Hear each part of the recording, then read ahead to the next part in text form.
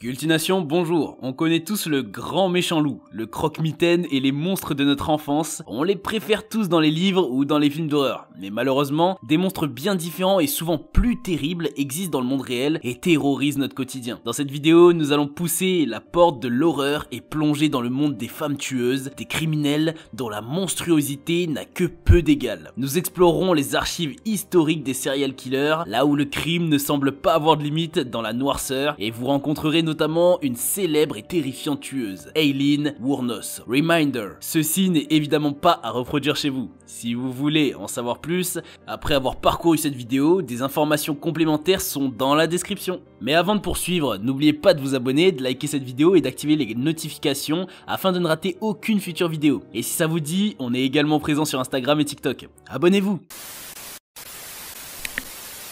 Maintenant, installez-vous confortablement et profitez de ce voyage dans les entrailles du crime. Nous allons donc explorer le parcours de quelques terribles femmes tueuses, avec en tête de liste la terrible et terrifiante Aileen Wuornos. Nous sommes aux États-Unis, en Floride, fin 1989. Parcours meurtrier d'Aileen Wuornos débute. Il se terminera un an plus tard en laissant dans son sillage 7 morts, 7 cadavres criblés de balles. Le film Monster, mené par Charlize Theron, retrace cet itinéraire sanglant et plonge le spectateur dans la psychologie cruelle d'Aileen. Pour subvenir à ses besoins, cette prostituée vole et assassine ses clients avec une arme à feu. Son épopée macabre débutera le 30/11/1989 par son premier meurtre et se terminera un an plus tard au bout de 7 cadavres identifiés. En effet, à l'heure actuelle, on ignore encore s'il y a eu plus de morts. Aileen reste totalement à part car elle ne répond pas aux critères classiques des serial killers. Avec elle et son modus operandi particulier, on assiste à l'inversion totale du schéma typique du serial killer masculin. Ici, nous sommes confrontés à une femme, une prostituée qui tue des hommes. Elle tue des victimes qu'elle ne connaît pas, à l'extérieur de son milieu proche, qu'elle rencontre sur la route, et les tuera de manière violente. Cette trajectoire criminelle est extrêmement rare, ce qui fait d'Aileen une meurtrière particulièrement exceptionnelle et effrayante dans l'histoire judiciaire des femmes tueuses en série. C'est souvent dans l'enfance des tueurs en série qu'on trouve les clés afin de comprendre la rage qui les habite. Certains spécialistes appellent même cela le mode d'emploi de fabrication des tueurs en série. Je vous propose un petit tour d'horizon dans l'enfer de l'enfance d'Aileen pour mieux comprendre ce personnage terrible. Née en 1946, Aileen est issue d'un milieu modeste. Sa mère l'abandonnera elle et son frère aux mains de celui qui se fait appeler son père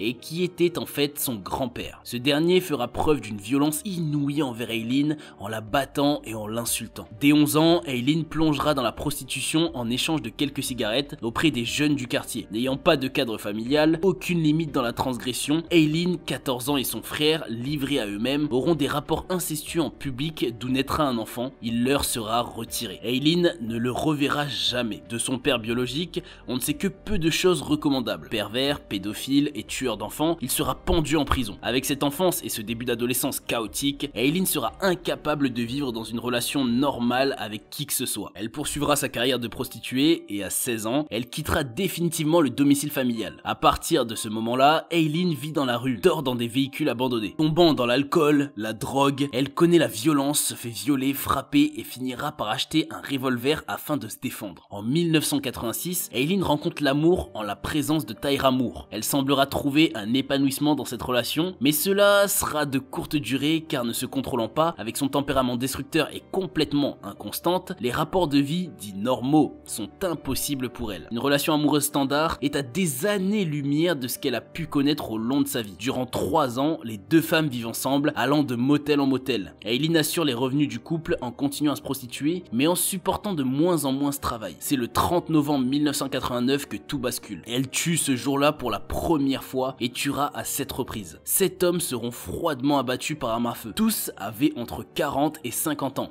soit l'âge de son grand-père quand il la battait. De victime, elle devient bourreau et se comportera en prédateur, allant chercher ses victimes, les prenant au piège, tout cela animant sa folie meurtrière. Celle-ci prendra fin quand les deux femmes seront repérées suite à un accident de voiture, le véhicule étant celui d'une personne assassinée par Aileen. Un témoin de l'accident signalera les faits auprès des services de police qui distribueront des portraits robots dans tous les États-Unis. Quelques mois plus tard, Aileen sera arrêtée. Elle sera trahie par Tyra lors d'une conversation téléphonique sous écoute où Aileen confessera tous ses crimes. Violentée par des hommes tout au long de sa vie, Aileen sera trahie par son seul amour. Lors du procès, elle justifiera ses actes en prétextant l'état de légitime défense. Elle sera condamnée 6 fois à la peine de mort et mourra en octobre 2000 2002 à 46 ans. Suite à son parcours, ses crimes et sa psychologie, Aileen reste une criminelle hors du commun. Elle écrivit d'ailleurs derrière les barreaux un ouvrage relatant ses crimes et ses pensées. Les photos prises d'Aileen lors de son procès furent le tour du monde, image très forte de ses yeux fous. Cependant, Aileen Wuornos n'est pas la seule à avoir parcouru une trajectoire meurtrière folle. Dans les années 1980, les États-Unis ont été secoués par l'effroyable affaire de Mary Beth Teining. Mère de 9 enfants,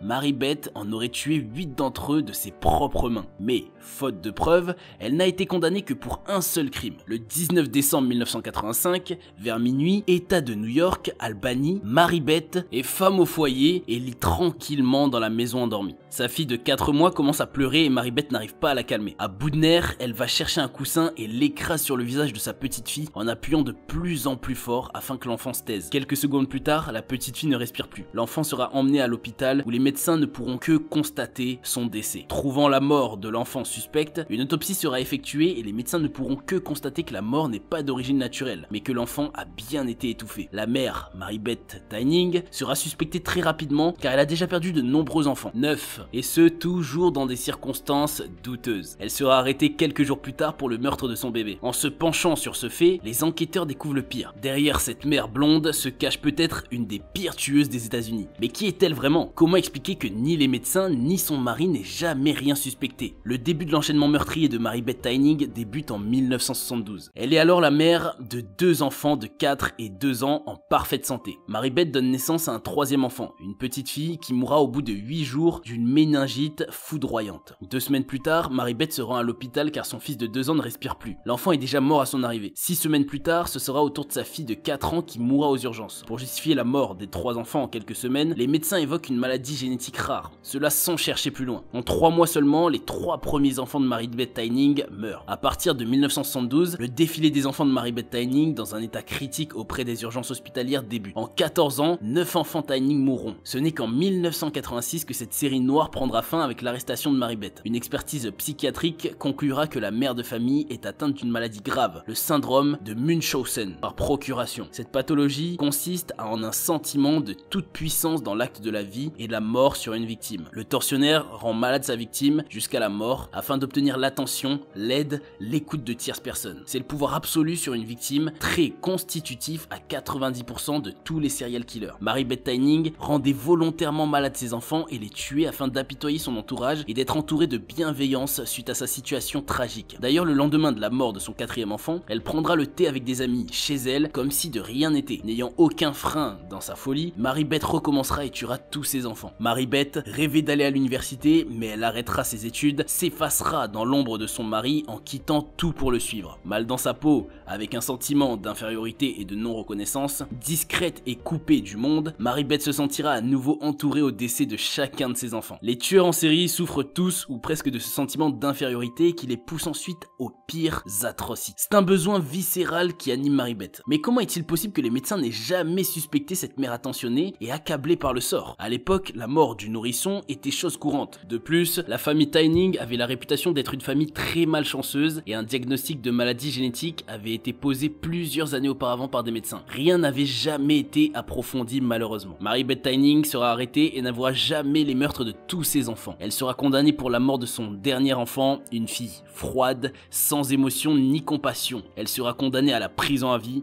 cela ajouté de 20 ans de sûreté. Son mari continue à se rendre 3 fois par mois à la prison pour la voir, persuadé de l'innocence de son épouse. Après Aileen et Mary Beth, faisons un petit tour dans la vie de Belle Sorenson Guinness. Nous sommes fin du 19e siècle dans l'Illinois aux États-Unis. Belle a quitté la Norvège pour s'installer en Amérique et aurait tué près de 40 personnes sans réel motif. Selon les historiens, Belle Sorenson tuait ses victimes afin de récupérer leurs biens, les assurances-vie ou encore éliminer les témoins gênants. Elle ne faisait pas dans la dentelle et tout le monde passait entre ses mains meurtrières ou du moins toutes les personnes qui s'intéressaient d'un peu trop près à elle. Elle est soupçonnée d'avoir assassiné ses enfants, ses 2 maris, des ouvriers agricoles ou toute personne pouvant lui porter de l'intérêt. Lorsque les personnes de l'époque se rendirent compte de la cruauté sans limite de cette femme, des fouilles ont été effectuées sur sa propriété. Tous les corps des personnes assassinées seront retrouvés et au milieu des ruines calcinées de sa maison, le corps de Belle décapité. Cependant, le corps n'a jamais été formellement identifié et selon certaines rumeurs, Belle aurait fait une énième victime, maquillé sa mort avant de s'enfuir sans jamais être attrapé. Partons maintenant sur les bords de la Volga à Samara, dans la Russie du début du XXe siècle, où résidait une tueuse à gages venant en aide à des femmes mariées aux mains de maris cruels et brutaux. Madame Popova était une féministe en puissance travaillant pour la libération des femmes. Durant 30 ans,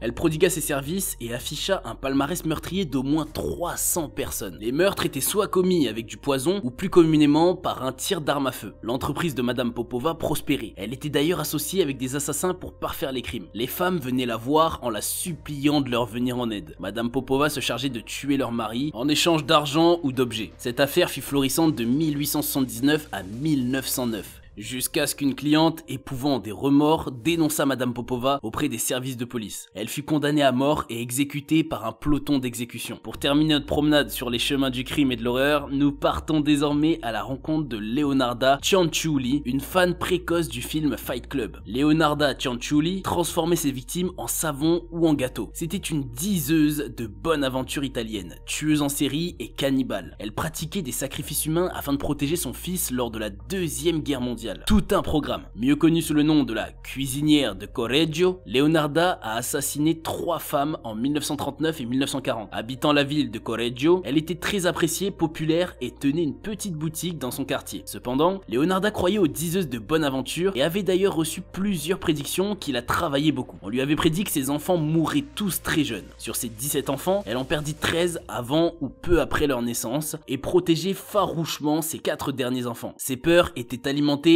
également par une prédiction disant « Dans votre main droite, je vois une prison, à votre gauche, un asile criminel ». En 1939, son fils aîné est incorporé dans l'armée italienne lors de la Seconde Guerre mondiale. Déterminée à tout faire pour le protéger, elle conclut que pour que sa sécurité soit assurée, elle devait faire des sacrifices humains. Et Leonarda n'ira pas très loin. Elle tuera 3 femmes, ses 3 voisines. Sa première victime fut droguée avec du vin empoisonné et tuée à coups de hache. Lors de son arrestation et des auditions qui en suivent, Leonarda expliqua sans sourciller ce qu'elle avait fait du corps dans des déclarations officielles. Je vous invite à les lire si le cœur vous en dit et si vous avez l'estomac bien accroché. Ce qu'il en est, c'est que sa première victime fut transformée en petit gâteau que Leonarda mangea avec joie. Ça ne vous rappelle pas la sorcière d'Hansel et Gretel? Sa deuxième victime subit le même sort et fut à son tour transformée en gâteau. Afin de ne pas éveiller les soupçons, Leonarda envoyait des cartes postales aux familles des malheureuses, écrivant que tout allait bien et qu'elle voyageait. Les femmes se présentaient chez Leonarda pour ses dons de voyance supposés. Celle-ci leur demandant évidemment de ne dire à personne où elle se rendait et qui elle venait voir. La dernière victime fut une chanteuse lyrique qui aurait chanté à la Scala de Milan. Le schéma criminel étant bien rodé, il en fut de même pour cette pauvre femme. Le 30/09/1940, Leonarda tua pour la dernière fois. Cependant, contrairement aux 2 premières victimes, le corps cette fois-ci ne fut pas mangé mais fondu afin de le transformer en savon. Je vous avais dit que tout cela avait un petit air de Fight Club. Le savon,